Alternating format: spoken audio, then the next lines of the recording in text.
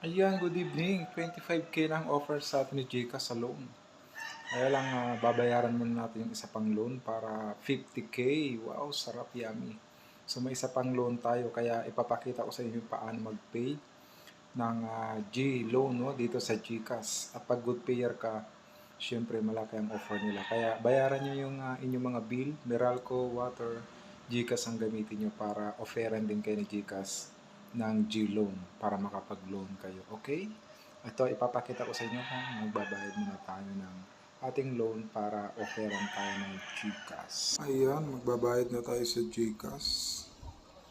Kasi malaki nang ino-offer sa atin. Itong yan, yung borrow. Press lang natin yung borrow. Tapos G-loan.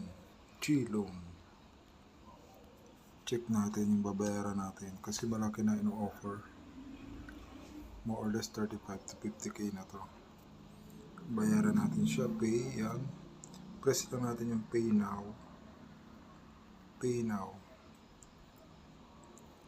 Press natin yung pay in full. Yan. Tapos next. Full paid na ako. Ayan. Tapos pay.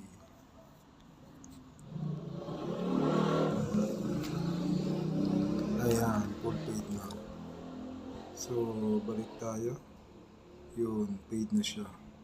Borrow. G-loan. So, wait natin i-verify kasi mag-o-offer yan. Oh, may 25K na. Ayan na. 25 na, oh. Pero babayaran pa natin yung isa. Baka abot na ng 50 yan. Alright. Don't forget to share. God bless.